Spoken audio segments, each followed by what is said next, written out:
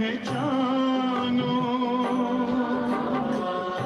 इसी राजपथ पर चलकर तुम पालो अपना बसेरा।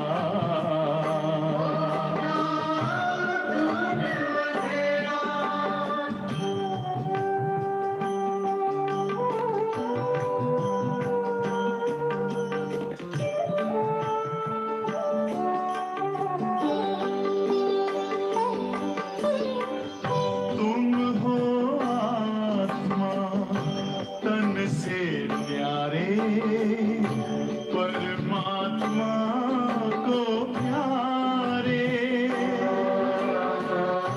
दिव्य गुणों को धारण करके योगी बनो दुलारे।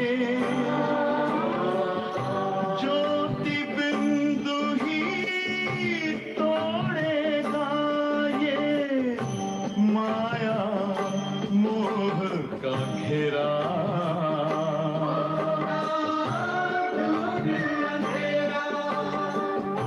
अंतर मन में ज्योति जगा लो, होगा दूर अंधेरा।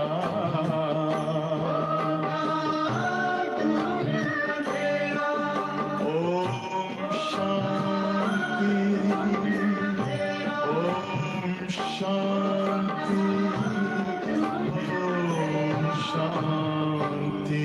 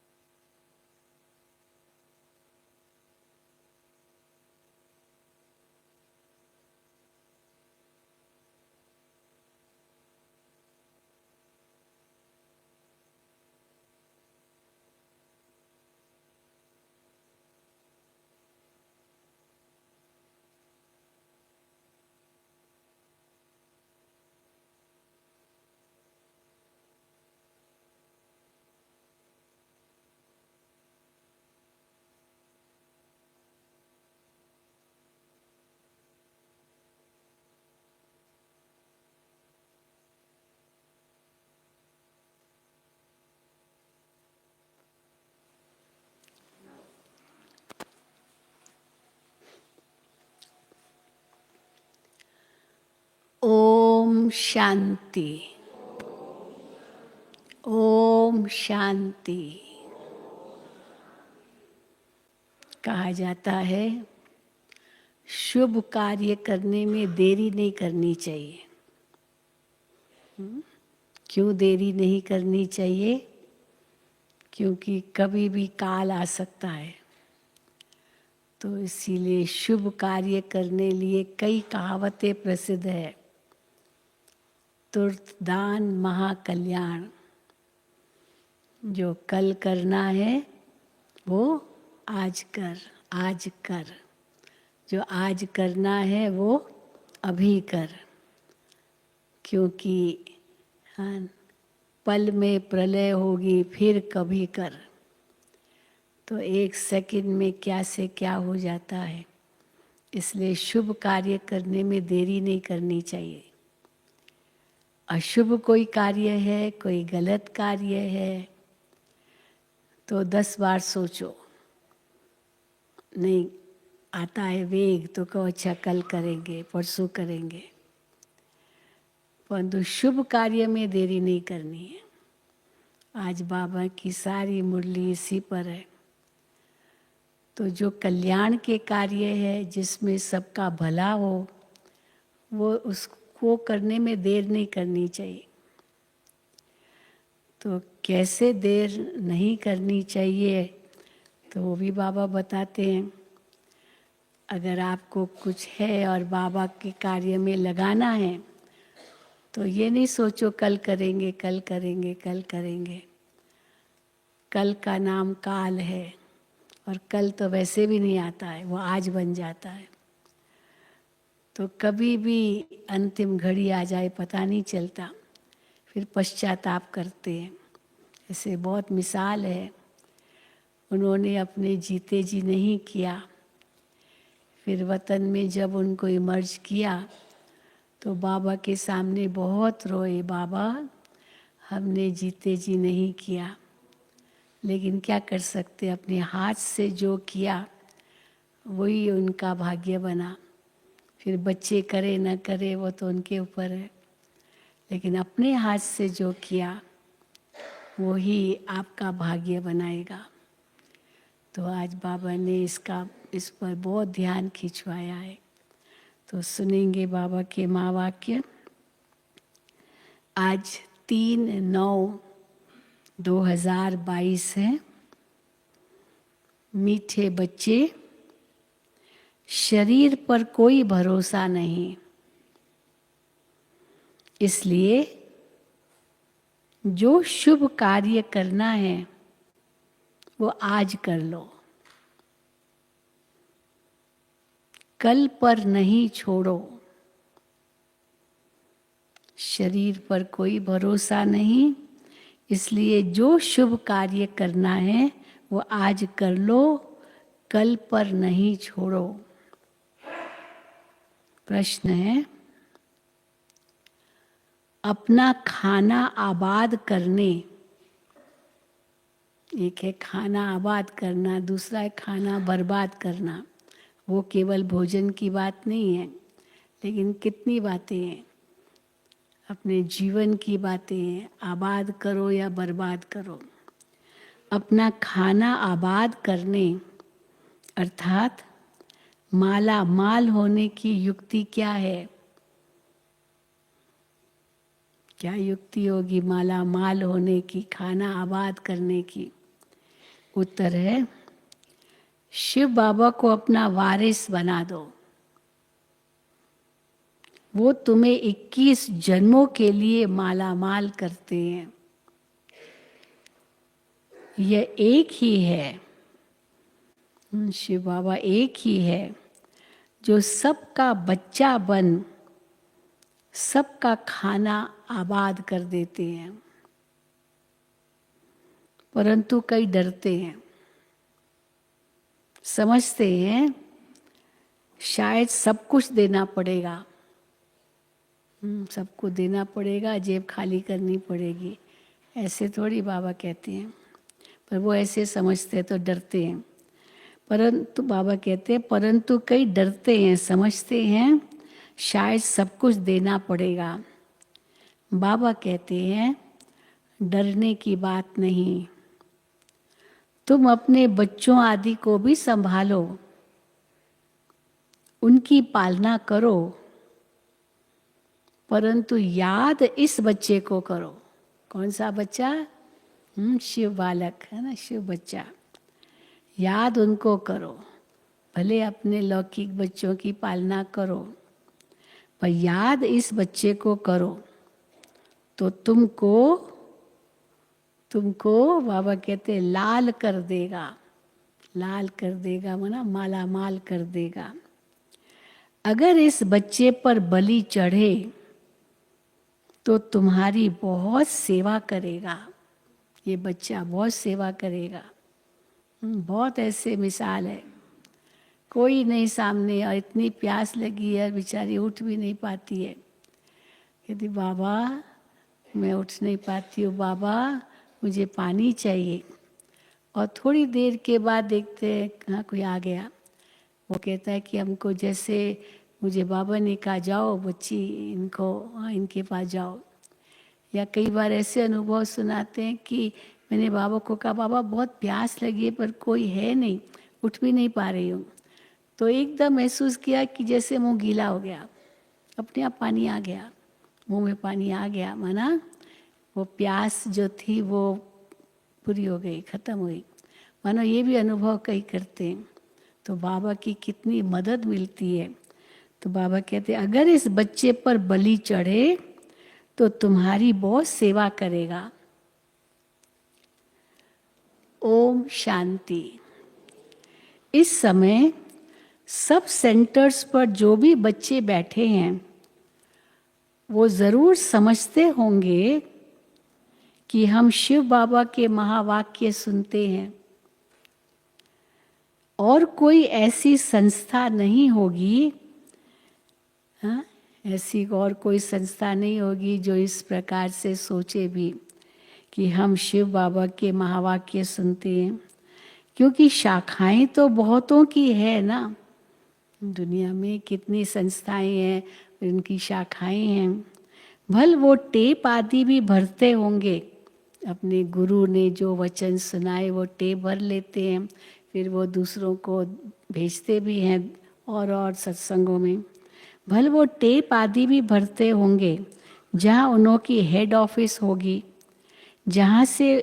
जहाँ उन्हों का गुरु रहता होगा, उनको ही याद करते होंगे। अब निराकार परम पिता परमात्मा को तुम्हारे सिवाय कोई भी याद नहीं करते होंगे। तो हम सवेरे सवेरे किसको याद करते? शिव बाबा को याद करते, शिव बाबा की मुरली सुनते।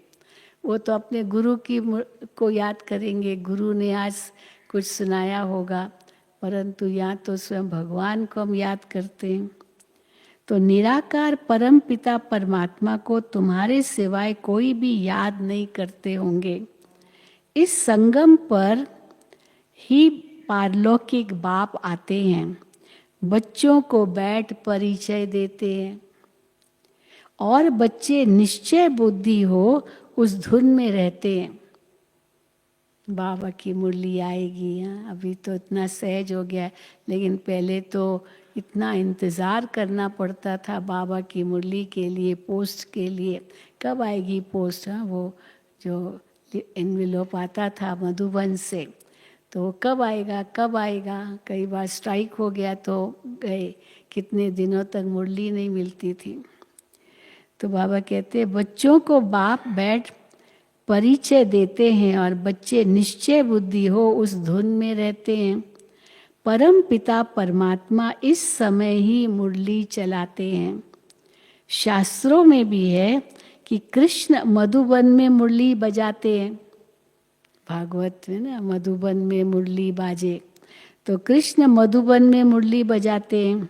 मधुबन तो मुख्य है एक, कौन सा है मधुबन? हाँ, ये मधुबन जहाँ बाबा की, शिव बाबा की मुरली चलती है। तो मधुबन में बच्चे आते हैं, बाबा की मुरली डायरेक्ट सुनते हैं।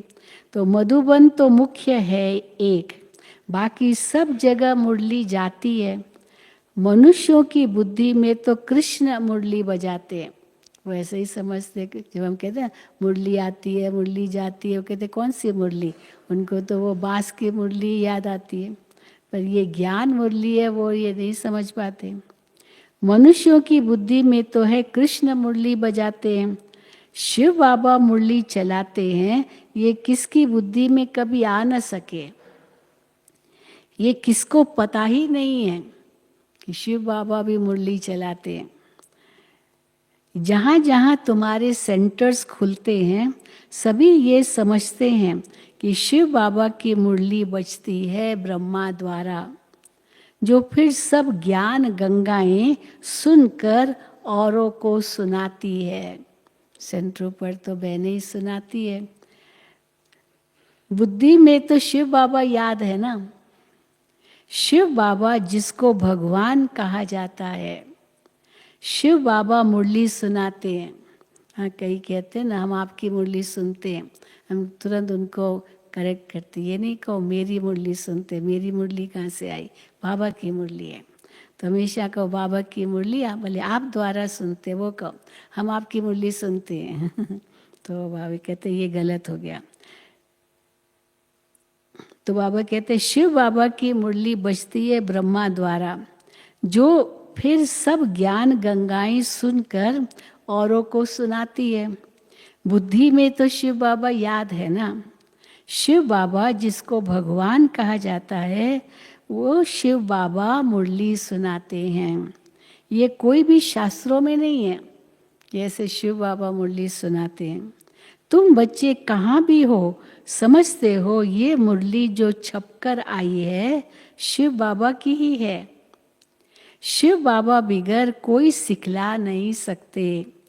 बाप ही कहते हैं मुझे याद करो तो मैं वर्षा दूंगा। बाबा बच्चों को समझाते रहते हैं कि माम एकम याद करो और कोई भी नाम रूप को याद नहीं करो।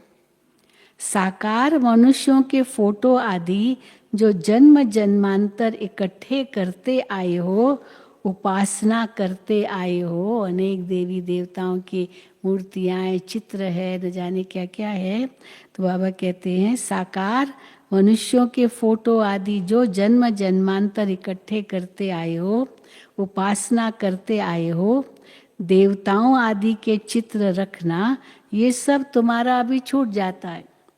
हाँ, कई जगह जाते हैं ना, उनके घर में बाबा, उनके घर में छोटा सा मंदिर होता है, तो हम कहते अच्छा, कहते बहन जी हमारा मंदिर बहुत अच्छा है, आप के देखो। हम जाते, सारी देवी देवताओं की छोटी छोटी छोटी छोटी मूर्तियाँ या फोटो या सब पूरा सारा वो जो उनका जो पूजा का स्थल है वो पूरा उसे भर देते हैं। तो बाबा कहते अभी ये सब, बाबा कहते तुम्हारा छूट गया। भक्ति मार्ग में आत्माएं बाप को याद करती है। शरीर को तो तब याद करते हैं जब देह अभिमानी बनते हैं।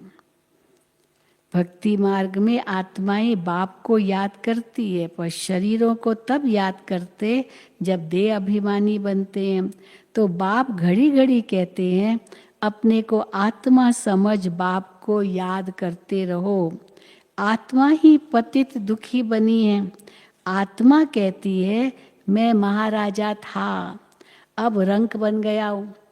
सब अनुभव अपने जीवन का आत्मा ही तो अनुभव करती है और वो सुनाती है। कोई बहुत धनवान होगा और अपने जीवन काल में सब धन उसका खत्म हो गया तो कहेगा ना मैं महाराजा था, अब रंक बन गया हूँ। तुमको अब स्मृति आई है, हम बाबा के बच्चे हैं, बाप से हमने वर्षा पाया था। अब बाप कहते हैं सबको बाप का परिचय दो। इन जैसा शुभ कार्य कोई होता नहीं। सबसे शुभ कार्य कौन सा है? शिव बाबा का परिचय सबको देना। इनसे और शुभ कार्य कोई होता नहीं। इस शुभ कार्य में देरी नहीं करनी चाहिए। शरीर पर तो कोई भरोसा नहीं है, न जवान पर न बूढ़े पर। हाँ, ऐसे भरोसा थोड़ी कि जवान नहीं शरीर छोड़ेगा, बूढ़ा ही शरीर छोड़ेगा। जरूरी नहीं है, जवान बूढ़े से पहले चला जाता है। तो न जवान पर न बूढ़े पर। इसलिए जो कुछ करना है सो आज करना चाहिए। आज कल करते करते काल खा जाएगा। बाप ने कितनी बड़ी हॉस्पिटल कम यूनिवर्सिटी खोली है जिससे हेल्थ वेल्थ हैप्पीनेस मिलती है। हेल्थ वेल्थ है तो हैप्पी तो है ही है। जिसके पास हेल्थ भी है वेल्थ भी है तो वो हैप्पी है ही है। निरोगी काया है, धन है। हाँ, निरोगी काया है, धन है तो मनुष्य सुखी है। तो बाप कहते हैं जिसको शुभ कार्य करना है कर लो। सिर्फ 3 पैर पृथ्वी लेकर ये हॉस्पिटल खोलो। सबको बाप का परिचय दो। बाप स्वर्ग का रचयिता है तो जरूर बाप से स्वर्ग का वर्षा मिलना चाहिए। भारतवासियों को वर्षा था ना, स्वर्ग का वर्षा भारतवासियों को था। तो इन बातों को भारतवासी सहज समझ सकेंगे। भगवान को ढूंढने के लिए मंदिर है। हर मंदिर में जाएंगे, माथा टेकेंगे, भगवान को ढूंढते रहते हैं। भगवान को ढूंढने के लिए मंदिर है। आर्य समाजी लोग तो देवताओं को मानते ही नहीं है। वो नहीं मानते हैं, मूर्तियों को नहीं मानते, बस यज्ञ को मानते हैं। हवन यज्ञ वही आर्य समाजी लोग मानते हैं। तो आर्य समाजी लोग तो देवताओं को मानते ही नहीं हैं, इसलिए समझते हैं ये चित्र आदि जो बनाए हैं ये सब पाखंड है। जो भी सुनाते हैं ना, तो वो हर एक के लिए वो लोग पाखंड पाखंड शब्द बहुत यूज़ करते हैं। तो ये समझते हैं कि ये चित्र आदि जो बनाए हैं ये सब पाखंड है। विघ्न तो बहुत पड़ेंगे ना, बहुत पड़े थे आर्य समाजियों के विघ्न। समझाना तो बड़ा सहज है। तो बाप का फरमान है, जल्दी मेरे साथ सगाई तो कर दो। मेरे साथ सगाई तो कर दो। सगाई करने से ही वर्षे के हकदार बन सकते हो। सगाई कर दो माना मेरे से संबंध जोड़ो तो वर्षे के हकदार बन सकते हैं। बाप रूहानी सर्जन हैं, तुम उनके बच्चे कहलाते हो, तो तुम भी सर्जन ठहरे। मास्टर सर्जन है। अब वो सर्जन क्या करता है जो तुमको भी करना है मास्टर सर्जन बनके। तो बाबा कहते हैं ज़रूर आत्माओं को ज्ञान इंजेक्शन लगाना पड़े। शिव बाबा सर्जन सबको ज्ञान इंजेक्शन लगाते हैं, तो हम मास्टर सर्जन बनकर सबको ज्ञान इंजेक्शन लगाएंगे। तो कौन सा है ज्ञान इंजेक्शन? कौन सा इंजेक्शन लगाते हैं बाबा? मन मना भाव। हाँ, ये सबसे बड़ा इंजेक्शन है। मुझे याद करो, तो हमको भी यही इंजेक्शन सबको लगाना है। शिव बाबा कहते हैं मुझे याद करो। तो ये ज्ञान इंजेक्शन लगाना पड़े, मन मना भाव, ये बड़े ते बड़ा इंजेक्शन है। बाबा की याद से ही सब दुख दूर हो जाते हैं। योग से पुण्य आत्मा बन जाते हैं। यह एक ही दवाई है योग की। बच्चा जन्मता है, बाप की गोद में जाता है और वर्षे का मालिक बन जाता है। बच्चे को जन्म दिया माँ ने, और फिर बाप आता है तो माँ क्या करती है? बच्चे को बाप की गोद में देती है, और जैसे बाप की गोद में गया वारिस बन गया। तो बाबा कहते हैं ये एक ही दवाई है योग की। बच्चा जन्मता है, बाप की गोद में जाता है और वर्षे का मालिक बन जाता है। तुमको अभी पता है कि हम बेहद के बाप से वर्षा लेते हैं याद से, याद के बल से। याद में ही अनेक प्रकार के विघ्न पड़ते हैं, इसलिए याद को पक्का करते जाओ। सिर्फ 3 पैर पृथ्वी के लेकर ये हॉस्पिटल खोलो। ये 3 पैर है ना, वैसे भी जब बैठते हैं एक स्थान पर तो वो जो बैठक के ऊपर जैसे रखते भी है ना, तो कार जैसे छोटा सा, तो वो भी 3 पैर पृथ्वी, 3 पैर है। 3 पैर करो 3 बाय 3 तो 3 स्क्वायर फीट हो गया जैसे। इसलिए बाबा कहते हैं पक्का करते जाओ, सिर्फ 3 पैर पृथ्वी के लेकर ये हॉस्पिटल खोलो। ये 3 पैर है ना, नहीं तो ऐसी ऊंची कॉलेज के लिए तो 50-60 एकड़ जमीन होनी चाहिए। 50-60 एकड़ है अभी तो हमारे। कितने बड़े बड़े रिट्रीट सेंटर है, शांतिवनी कितना बड़ा है, और भी ORC कितना बड़ा है, शांति सरोवर कितना बड़ा है रिट्रीट सेंटर। उस समय तो ये सब कुछ नहीं था। तो बाबा कहते हैं ऐसे ऊंची कॉलेज के लिए तो 50-60 एकड़ ज़मीन होनी चाहिए, जहाँ बहुत मनुष्य आकर के पढ़े। ज्ञान इंजेक्शन लगाते जाएं। गायन भी है कि 3 पैर पृथ्वी के नहीं मिले थे और फिर विश्व का मालिक बन गए। विष्णु का वामन अवतार दिखा, 3 पैर पृथ्वी ली और सारा विश्व ले लिया। तुम विश्व के मालिक बनते हो ना। 3 पैर पृथ्वी के कोई बड़ी बात नहीं है, फिर आहिस्ते आहिस्ते बढ़ता जाएगा। फाउंडेशन लगाया तो कितने सेंटर्स खुल गए। शुरू में तो एक छोटा सा, अब भारत में जब आए तो पहले तो दिल्ली में छोटा सा स्थान था, कमला नगर का छोटा सा। अब देखो क्या क्या कितने सेंटर्स खुल गए हैं। तो फाउंडेशन लगाया तो कितने सेंटर्स खुल गए। कितने कौड़ी जैसे से हीरे जैसे बनते हैं। करने वालों को ही बहुत फायदा है। बहुतों के कल्याण के लिए ही हॉस्पिटल अथवा कॉलेज खोले जाते हैं। ये भी ऐसे है। बहुतों के कल्याण के लिए हॉस्पिटल अथवा कॉलेज खोले जाते हैं, तो ये भी ऐसे है। तो बाहर में बोर्ड लगा दो, clinic for health wealth. Clinic खोलते हैं ना, छोटी छोटी डिस्पेंसरीज भी खोलते हैं, छोटे छोटे हॉस्पिटल भी खोलते हैं। तो क्लिनिक फॉर हेल्थ वेल्थ 21 जन्मों के लिए बोर्ड लगा दो। हिंदी में कहेंगे 100% पवित्रता सुख शांति का चिकित्सालय। बाबा हिंदी अनुवाद करते हैं। तो क्लिनिक फॉर हेल्थ वेल्थ 21 जन्मों के लिए, या हिंदी में कहेंगे 100% पवित्रता सुख शांति का चिकित्सालय। परंतु बच्चों में सर्विस करने का शौक नहीं है। कुटुंब आदि के जाल को मकड़ी की जाल कहा जाता है। हम चित्र दिखाते ना एक एक विकार का, तो उसमें मोह का विकार क्या दिखाते हैं? मकड़ी की जाल। तो मकड़ी क्या करती है? अपने मुंह से ही जाला बुनती है। जहाँ जाल होगी ना मकड़ी की, समझो मकड़ी है वहाँ, मकड़ी उससे छूट नहीं सकती है। तब छूट सकती है मकड़ी जब वो सारी जाल मुंह में वापस ले ले, निगल जाए, तब कहेंगे कि हाँ वो छूट सकती है। तो मनुष्य भी क्या करते हैं? मकड़ी की जाल की तरह बुनते जाते हैं, अपना विस्तार करते जाते हैं। फिर उसमें कितना फंस जाते हैं, जो बात मत पूछो। वो कब छूट सकते? जब उसको धीरे धीरे कम करते जाएंगे, तभी तो छूटेंगे।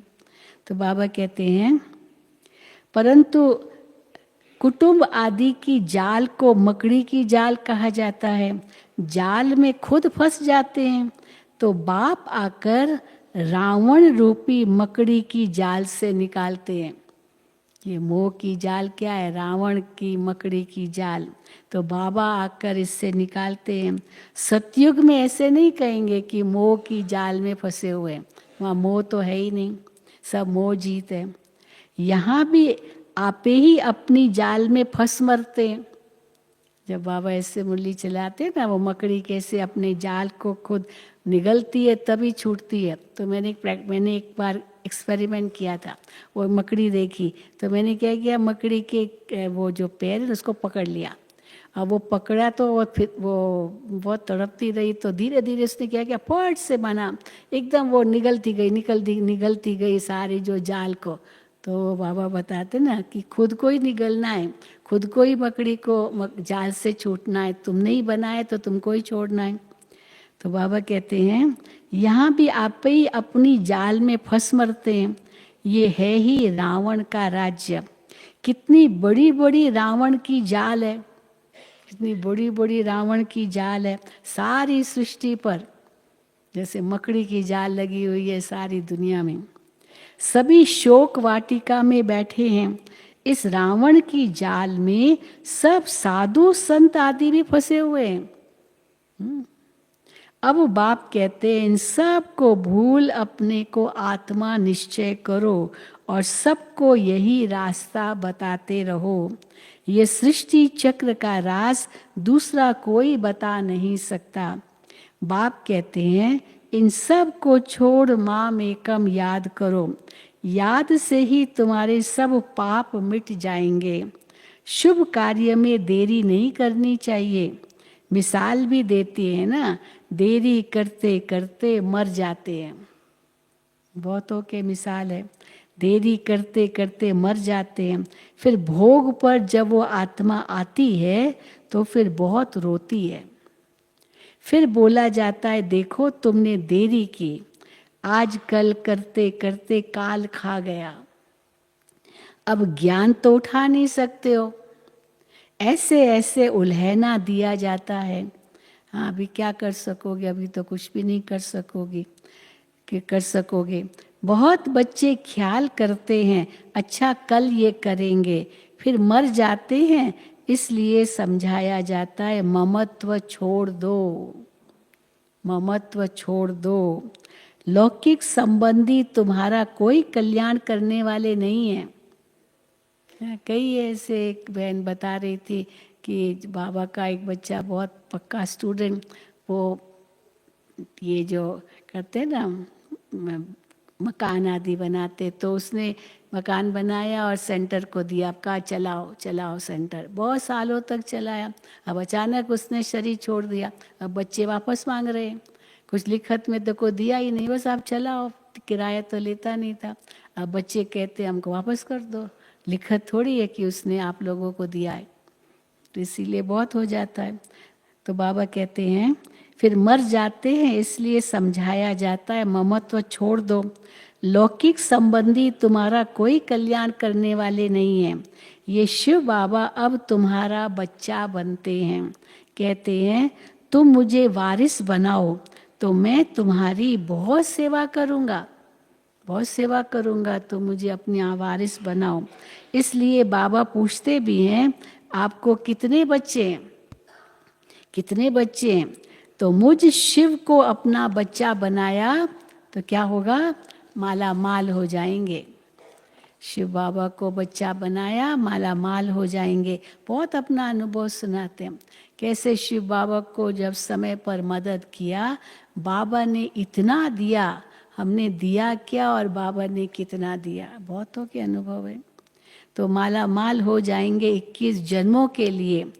कन्या तो अपने घर जाती है, बच्चे के लिए कितना हैरान होते हैं, बेटा चाहिए बेटा चाहिए, बेटी हुई तो समझेंगे ठीक है ये तो पराया धन है, ये तो अपने घर चली जाएगी शादी करके, पर बेटा चाहिए, कुल दीपक चाहिए, और बेटा नहीं होता है तो फिर दूसरी शादी कर लेते हैं बेटे के लिए।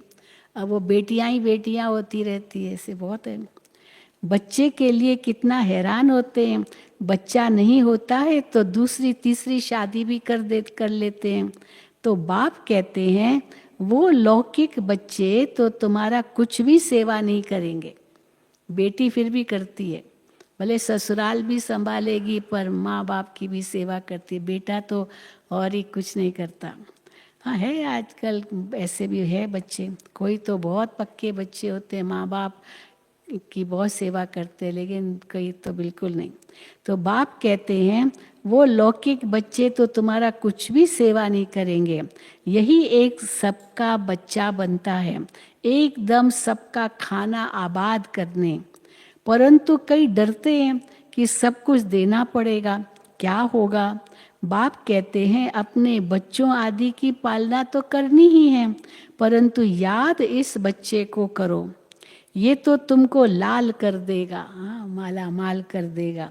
काशी के मंदिर में जाकर बलि चढ़ते हैं, काशी करवट खाते हैं, समझते हैं शिव पर बलि चढ़ने से जीवन मुक्ति मिलती है। वास्तव में बात यहाँ की है, शिव बाबा पर बलि चढ़े तो हाँ जीवन मुक्ति मिलती है। वास्तव में बात तो यहाँ की है, कहाँ की बात कहाँ ले गए हैं। अगर तुम इस बच्चे पर बलि चढ़े तो ये तुम्हारी बहुत सेवा करेंगे, स्वर्ग में महल दे देंगे। वो बच्चा तो कुछ भी नहीं करेगा, करके ब्राह्मण आदि खिलाएंगे। जब मर गया पिताजी तो वो चलो बेटा थोड़ा बहुत भावना वाला है तो ब्राह्मणों को खिलाएगा, तो बस और क्या करेगा, करके ब्राह्मण आदि खिलाएंगे। मनुष्य दान पुण्य आदि जो करते हैं सो अपने लिए ही करते हैं। तो ये हॉस्पिटल खोलना कितना बड़ा पुण्य है, साहूकार लोग तो 10-15 हॉस्पिटल खोल सकते हैं, धन है तो आप हाँ मकान बाबा की सेवा में लगाओ। तो साहूकार लोग तो 10-15 हॉस्पिटल खोल सकते हैं, ये पैसे आदि तो सब खत्म हो जाएंगे। तुम किराए पर मकान लेकर 50,000 में 50 हॉस्पिटल खोल दो। किराए पर मकान लेकर 50,000 में 50 हॉस्पिटल खोल दो। उस समय तो 50,000 बहुत बड़ी बात थी। फिर वो आपे ही अपने पैर पर खड़े हो जाएंगे। बाप कितनी सहज युक्तियां सर्विस की बताते हैं, गंगा के कंठे पर जाकर सर्विस करो। बहुत बाबा के बच्चे हैं जहाँ जिन्होंने खास सेंटर के लिए मकान बनाते हैं, फिर ट्रस्ट में फिर वो हैंड ओवर कर देते हैं, तो ट्रस्ट के नाम पर कर देते हैं, तो बहुत सेवा हो जाती है। तो अपने नाम पर किया, अपने नाम पर रखा और मर गए तो ख़त्म। इसलिए बाबा हमेशा कहते हैं ट्रस्ट के, भले किसी व्यक्ति के नाम पर नहीं करना है, ट्रस्ट के नाम पर करो। तो बाप कितनी सहज युक्तियां सर्विस की बताते हैं। गंगा के कंठे पर जाकर सर्विस करो, अपनी पीठ पर ये बाबा का परिचय लगा दो, पीठ पर चित्र लगा दो, आप ही पढ़ते रहेंगे। दे अभिमान छोड़ना है। कई करते हैं, कई किया उन्होंने, कईयों ने किया। मेले में होता था तो मेले में अपने पीठ पर चित्र लगाते थे और जाते रहते थे और लोग उनकी पीठ पर पढ़ते रहते थे। आप ही पढ़ते रहेंगे। दे अभिमान छोड़ना है। कोई साहूकार ऐसे करे तो सब कहेंगे वाह, इनको तो दे अभिमान बिल्कुल नहीं है। बाप का परिचय देना है। बाप स्वर्ग का रचयिता है, फिर हम नरक में क्यों पड़े हैं। अभी बाप आए हैं, कहते हैं देह के सब संबंध छोड़ मुझे याद करो। भारत स्वर्ग से नरक कैसे बना, कैसे बना स्वर्ग से नरक। लक्ष्मी नारायण ने 84 जन्म कैसे लिए, आओ तो हम कथा सुनाएं। ये कथा है। ढेर इकट्ठे हो जाएंगे। पतित पावनी गंगा को भी कहते हैं तो जमुना को भी कहते हैं। अच्छा, गंगा पतित पावनी है तो एक को पकड़ो ना। हाँ, फिर सब नदियों में जाते हैं नहाने। अब तुम बच्चों ने ड्रामा को जाना है तो फिर समझाना है। अगर औरों को रोशनी नहीं देंगे, ज्ञान नहीं सुनाएंगे, बाबा का ज्ञान जो रोशनी है सब आत्माओं के लिए वो नहीं देंगे, तो कौन कहेंगे कि इनकी बुद्धि में रोशनी है। हम नहीं देंगे तो माना हमारी बुद्धि में भी वो ज्ञान नहीं है। अगर औरों को रोशनी नहीं देंगे तो कौन कहेंगे कि इनकी बुद्धि में रोशनी है। सर्जन इंजेक्शन लगा न सके तो उनको सर्जन कौन कहेगा। भले कंपाउंडर को कहेंगे तुम लगाओ या नर्स को कहेंगे लगाओ, पर उसको भी तो आना चाहिए ना। डॉक्टर को भी इंजेक्शन लगाना, उसको आता ही नहीं और वो डॉक्टर कहलाता है तो भी बाबा कहते कौन कहेगा। सर्जन इंजेक्शन लगा न सके तो उनको सर्जन कौन कहेगा। ये ज्ञान की इंजेक्शन नहीं लगा सको तो रूहानी सर्जन कैसे कहला सकेंगे। तुम बच्चों को सारी रोशनी मिली है। 84 जन्मों का राज बुद्धि में है। तुम इस ड्रामा को और एक्टर्स की एक्ट को जानते हो। ऊंच से ऊंच एक्ट है बाप की। बच्चों के साथ पाठ बजाते भगवान की सबसे बड़े से बड़ी एक्ट है। क्या एक्ट है, क्या पाठ है बच्चों के साथ इस समय संगम पर। तुम भारत को स्वर्ग बनाते हो परंतु हो गुप्त। और बाबा क्या नाम देते हैं हम गुप्त बच्चों को। तुम हो गुप्त, incognito, non violence Shiv Shakti सेना। उनकी सब बातें तो जिस्मानी है और जो सेना होती है उनकी सब बातें जिस्मानी है। कितने कुंभ के मेले में जाते हैं, अब यहाँ जिस्मानी कोई बात तो है नहीं। तुम उठते बैठते चलते फिरते यात्रा पर हो, याद से तुम पावन बनते हो। बाबा कहते हैं तुम कर्म करते समय भी शिव बाबा को याद करो। वो फिर कह देते हैं सब में परमात्मा है। फर्क हो गया ना। बाप कहते हैं जहाँ भी बैठो मुझे याद करो। फिर सर्विस भी करनी चाहिए। मंदिरों में बहुत भक्त जाते हैं, बस ये चित्र पीठ पर लगा दो, बाप का परिचय देते रहो। युक्तियाँ तो बहुत बतलाते हैं, शमशान में जाकर समझाओ। निराकार बाप की महिमा और श्री कृष्ण की महिमा। अब बताओ गीता का भगवान कौन। आज से चालू हो रहा है नीचे शांतिवन में, गीता का भगवान कौन। तो बहुत कुछ तैयारियां हो गई है और बहुत बड़ी एग्जीबिशन हमारे हुबली जोन वाले लेकर के आए हैं, वो भी डायमंड हॉल के पीछे लगाया है। ज़रूर सब जाके देखेंगे, हाँ नीचे जाएंगे तो बाबा कहते हैं अब बताओ गीता का भगवान कौन। साथ में चित्र भी हो। सर्विस तुम बहुत कर सकते हो। फीमेल करे व कोई कुमारी करे तो अहो सौभाग्य। कन्या तो सबसे अच्छी है बाबा की सेवा करने। अभी भी 550 कुमारियाँ नीचे आई हुई है, ट्रेनिंग कर रही है कॉन्फ्रेंस हॉल में। सब बहुत खुश है और उन सब वो सब कहते हैं हम बाबा की सेवा में जाएंगे, सेंटर पर जाएंगे। उनको ही बुलाया जो सेंटर पर जाकर के सेवा करेंगे। कन्या तो सबसे अच्छी है, कन्याओं का कन्हैया बाप है निराकार। कन्हैया कृष्ण नहीं था। कन्हैया कौन? कन्याओं का बाप कन्हैया, शिव बाबा। कन्हैया कृष्ण नहीं था, वो ये है बाप। बाप को ख्याल आता है कि बच्चों को कैसे सिखलाऊं। कल्प पहले भी ड्रामा अनुसार ऐसे ही समझाया था, फिर आज समझाता हूँ। तो तुमको भी अंधों की लाठी बनना चाहिए। हाँ, बाबा कहते अंधों की लाठी बनो। जिन बच्चों को परिचय मिलता है वो फिर औरों को ले आते हैं, उसका भी पुण्य होता है। अपने पास हिसाब रखो, हिसाब रखो, जितना करेंगे फल तो मिलेगा ना। कोई को ले आते हैं तो उनका भी बहुत कल्याण हो जाता है। कई बार बाबा कहते हैं भाइयों को का काम क्या है? शिकार करना, शिकार लेकर आना, फिर सेंटर पर उसको ले आना, फिर वो शिकार कौन उसको मारेगा, हाँ, फिर बहनों के नाम, बहनों को सौंप दो। शिकार ले आना तुम्हारा काम, फिर वो शिकार करना ये फिर बहनों का काम। तो फिर सेंटर पर ले आओ। तो अपने पास हिसाब रखो, जितना करेंगे फल तो मिलेगा ना। कोई को ले आते हैं तो उनका भी बहुत कल्याण हो जाता है, शिकार लाने वाले को का भी कल्याण हो जाता है। इस धंधे में बच्चों का बहुत अटेंशन चाहिए। ये कौन सा धंधा? हाँ, बाबा की सेवा करना, ज्ञान देना। शिकार लाना माना कोई ऐसा कोई शिकार नहीं ले आना, परंतु आत्माएं जो बाबा का परिचय सुनने के लिए उत्सुक हो। तो बाबा कहते कोई को ले आते तो उनका भी बहुत कल्याण हो जाता है। इस धंधे में बच्चों का बहुत अटेंशन चाहिए। सर्विस नहीं करेंगे तो मिलेगा क्या? बाबा की सेवा नहीं करेंगे तो क्या मिलेगा? सर्विस, सर्विस और सर्विस।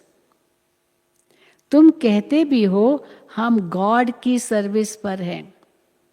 मुरलियाँ जो डाल बेचते हैं ना पोस्ट में भी, तो उसमें लिखा ऑन गॉडली सर्विस, तो वो मुरली भी ऑन गॉडली सर्विस है।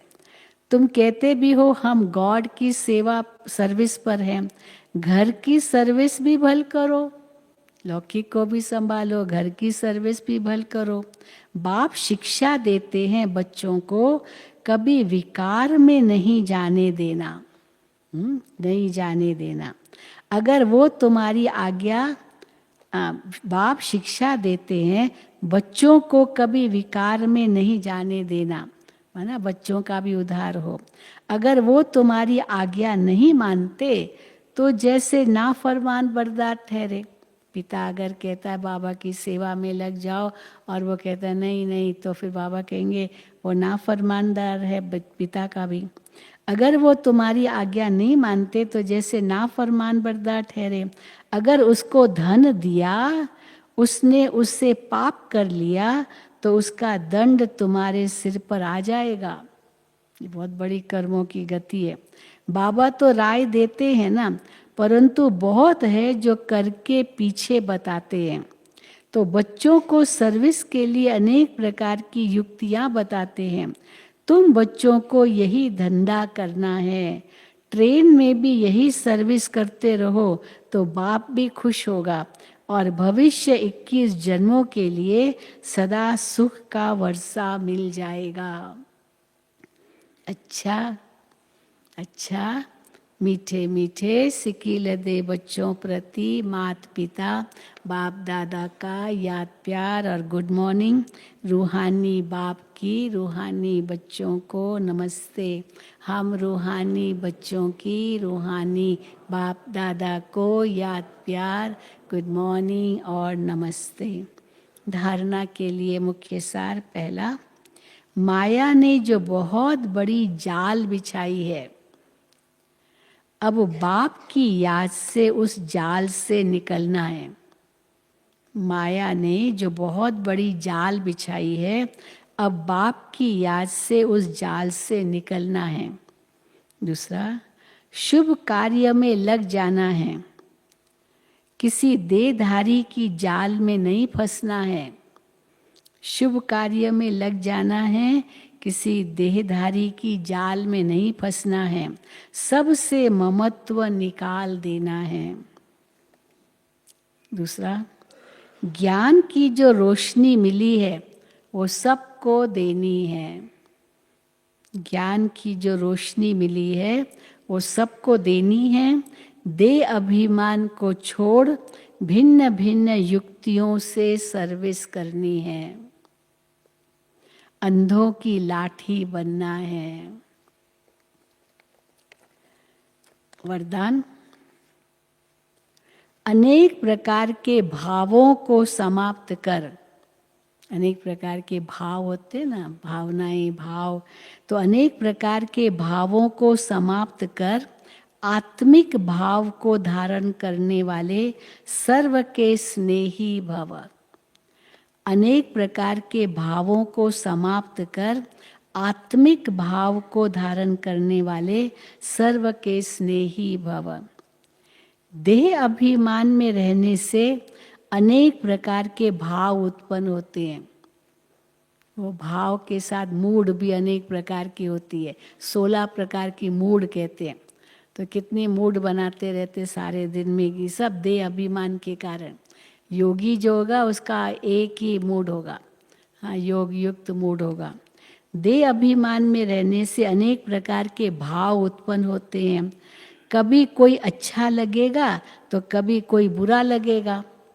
आत्मा रूप में देखने से रूहानी प्यार पैदा होगा। आत्मिक भाव, आत्मिक दृष्टि, आत्मिक वृत्ति में रहने से हर एक के संबंध में आते हुए अति न्यारे और प्यारे रहेंगे। तो चलते फिरते अभ्यास करो, मैं आत्मा हूँ। इससे अनेक प्रकार के भाव स्वभाव समाप्त हो जाएंगे। आत्मिक भाव से अनेक और जो भाव स्वभाव बाबा कहते हैं समाप्त हो जाएंगे और सबके स्नेही स्वतः बन जाएंगे। स्लोगन, जिसके पास उमंग उत्साह के पंख हैं उसे सफलता सहज प्राप्त होती है। जिसके पास उमंग उत्साह के पंख हैं उसे सफलता सहज प्राप्त होती है। अच्छा, ओम शांति, ओम शांति, ओम शांति। अच्छा, हमारी दादी जी हमेशा कहा करते थे, पीस पार्क और ओम शांति भवन में जो सेवाएं होती है, कितने लोग आते हैं देखने के लिए, और हमको रोज़ 1 तारीख को आना चाहिए, उसका सारा डिटेल। तो आज ओम शांति भवन का सेवा समाचार दिया है। अगस्त 2022 मास में ओम शांति भवन में विजिटर्स की कुल संख्या 1,77,581। 1,77,500, 1 लाख लोग आए। इतनी बारिश अगस्त महीने में, तो भी कितने लोग आए। विदेशी विजिटर्स 25 और शराब, सिगरेट, क्रोध आदि छोड़ने वाले 2,555। चलो, ओम शांति। हाँ, ये भी बड़ी बात है। प्रतिज्ञा करके जाते हम, सिगरेट, बीड़ी, तम्बाकू ये सब छोड़ेंगे। देखा है ना, वहाँ बाहर बॉक्स है, उसमें सब वो अपना सिगरेट विगरेट सब छोड़ के जाते हैं। चलो, ओम शांति।